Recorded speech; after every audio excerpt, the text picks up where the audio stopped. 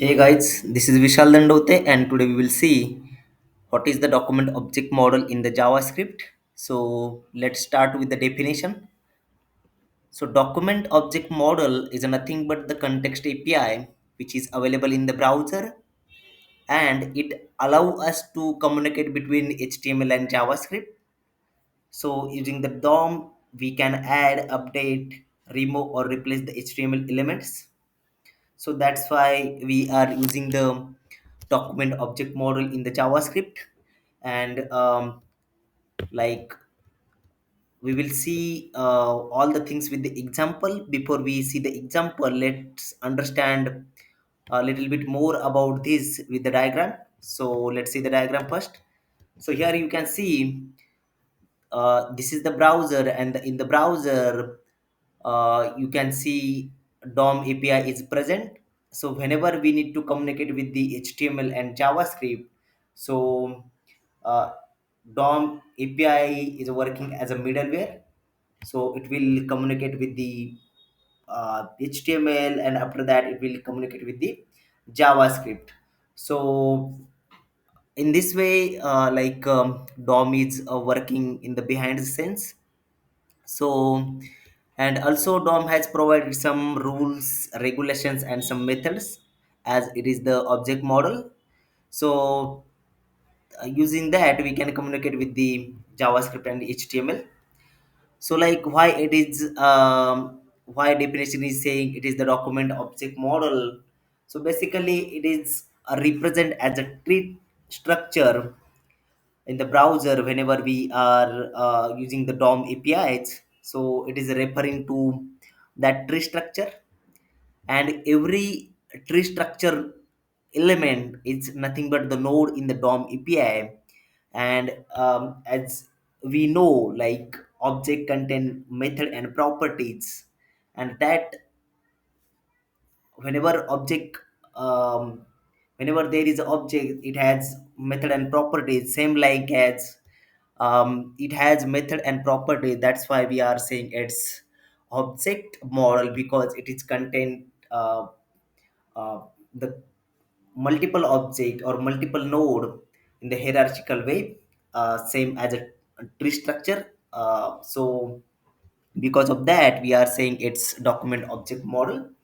And after that, let's see, as we seen in the definition, we can add, remove, update and replace the HTML element using the JavaScript, and we can also select the element using the JavaScript. So how it work in the behind the scenes, or how we can do that using the DOM. So let's see with the example. So I have created my index.html file, and I'm going to create um, first two static elements, means the HTML elements. So here I will say simply set view, and it has one ID attribute. So I will say uh,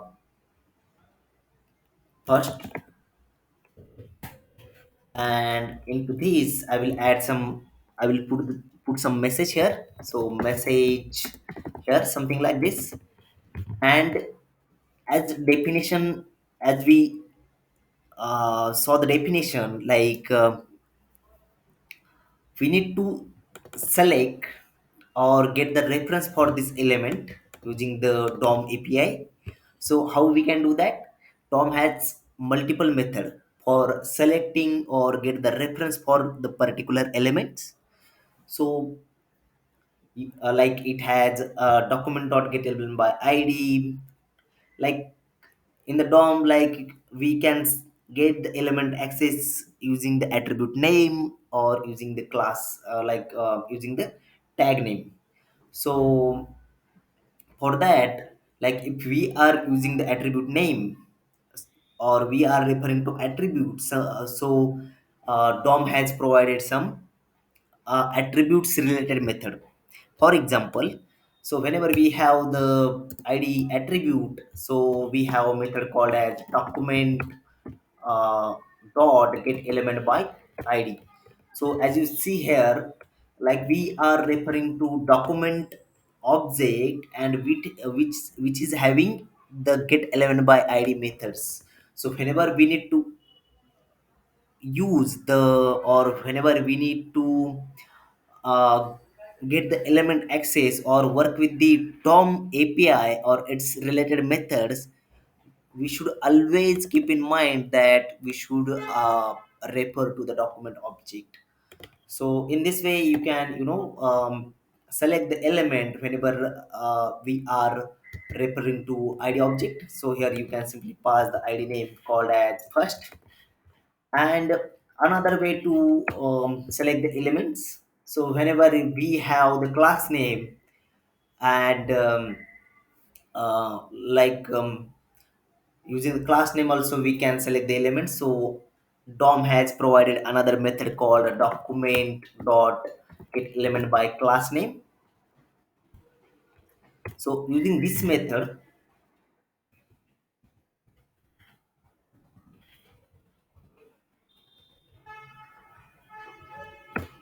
yeah, so using this method we can select uh, all the elements which is having the same class name. So basically you, as you know in the css also, like whenever we are referring to class can be multiple but id should be unique. So because of that, like we can select the n number of elements using the get element by class name method. So like it will return all the elements into the array, and whenever we need to work with that, so we can refer to index object, or we can simply say we can work with the loops or iterations. So we will see that in the upcoming video or in some time. So like whenever we have let's see, like if there is a class and how we can select the element. So let's say using class like this.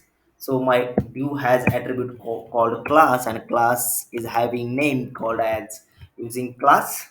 So it has class message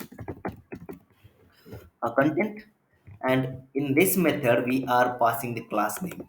So you can see I have passed the class name. For now we are just adding one element because I'm not going to add you in the confusion.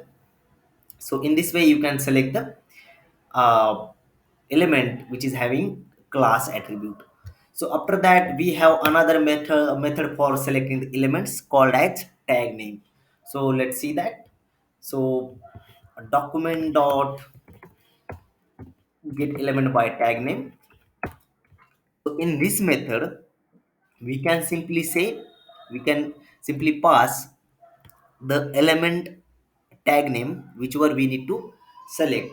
So in this html element, in this html document you can see there are two div, and whenever we are saying document dot get elements by tag name, so you can see it is having naming convention called elements.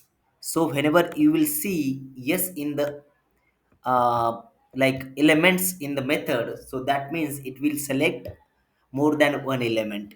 So in this case whenever we are passing the tag name here like as a div, it will select all the div elements which are under this body tag or the html document. So after that we have another method to select the uh, DOM element, with like whenever we don't have or we have attribute and tag name. So like using that method you can select any type of element like which is having attribute, maybe id class, or which is having tag name or anything. So that method name is document dot query selector. So using this method you can select any type of element, like you can pass tag name to it, you can pass id to it, you can pass class name to it. So it will work with the all the um, uh, cases, like all the selectors which we are using in the css. So but the most important thing with this method which you need to remember, that we need to pass the css selector using whenever you are using this method. So css selector means like whenever you need to write some css for the id, you are always referring to hash, and after that you are giving the your id name. So same like as whenever you need to refer, or whenever you need to select particular element using the query selector, which is having id attribute, you should always refer to hash and then your id name. So in this case, this is the first, and here you can select the div element which is having id attribute. So and you can see in the naming convention also, you can see query selector. It is not saying query selectors or elements. So it means it is always selecting or getting access for one element, not more than one. So after that, whenever, let's say, you can ask me like, is there any method to select all the element which is having same class name or same, like, um using the, like, is there any another method to select all the element uh, which can select by using the css selector? Like whenever we need to select all the elements using the css selector, yes, we can do that with the document dot and query selector all method. Like whenever we need to get all selector methods, so here you can simply say using class, and here you can see I'm passing class name with referring to dot attribute. So dot symbol. So it will refer, or it will get the access for all the class elements or all the uh, div tag which is having using class name.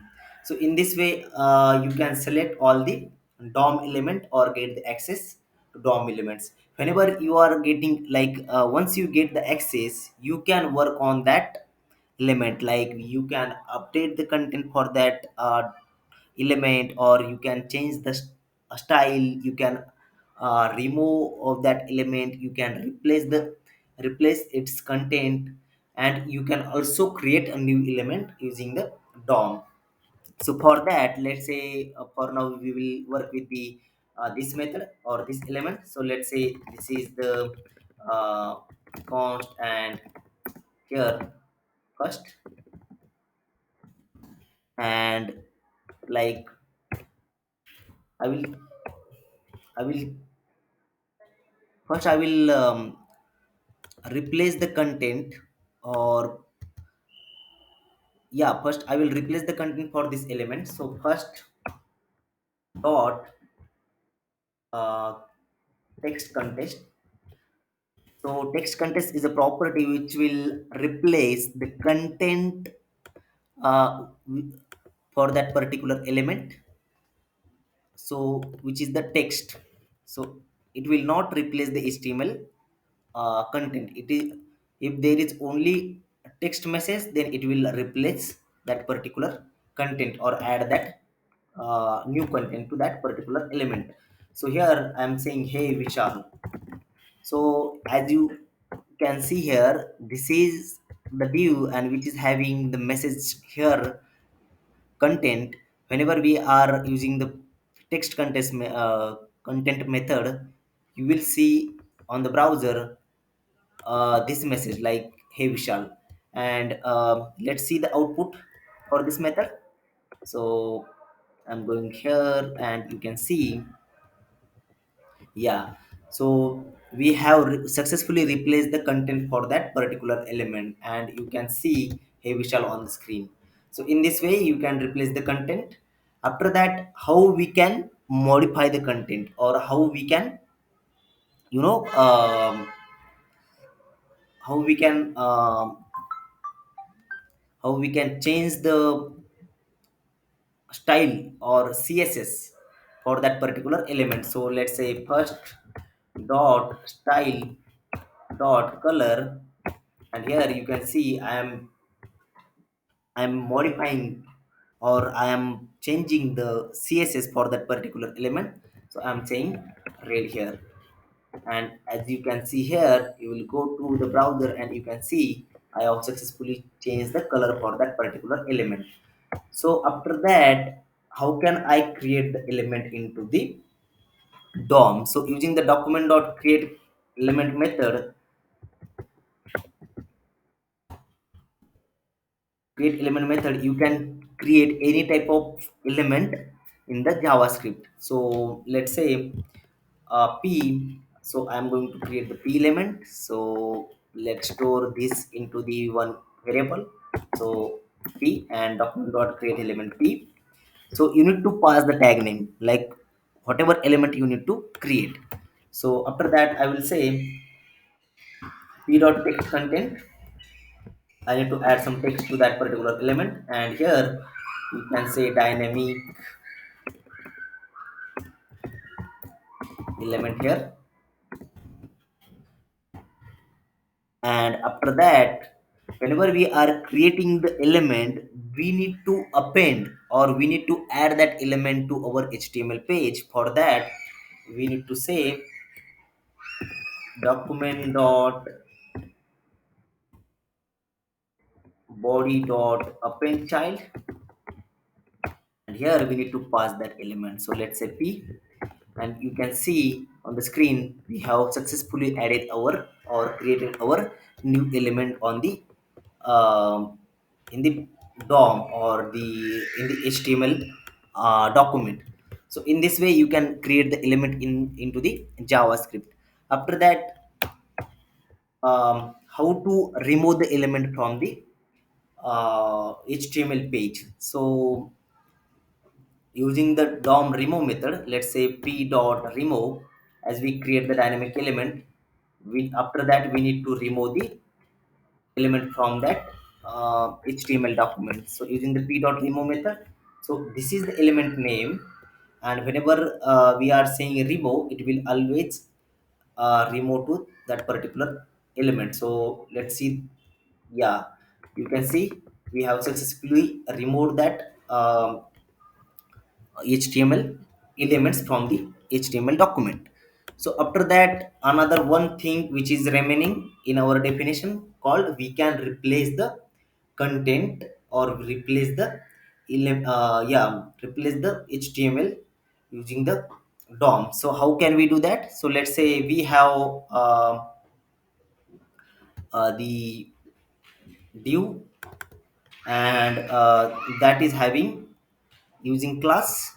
So here I will say const, and this class name, something variable name. So after that, like as I told you, this is the query selector all. It means it will select all the elements which are present with the class name called using class in the HTML documents. So whenever we are getting list, we need to refer to the index position. So I will refer to index position, let's say 0, and then we need to replace the text content for it.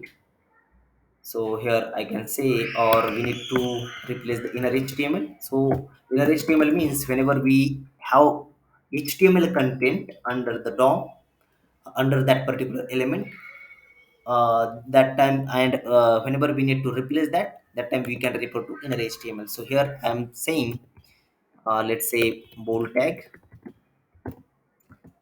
and here slash bold tag, and here we can simply add some message. So okay modified, and you can see, yeah, okay modified, but let me check why it is not bold. Oh sorry, we need to add b. Yeah, you can see it is bold now. So in this way,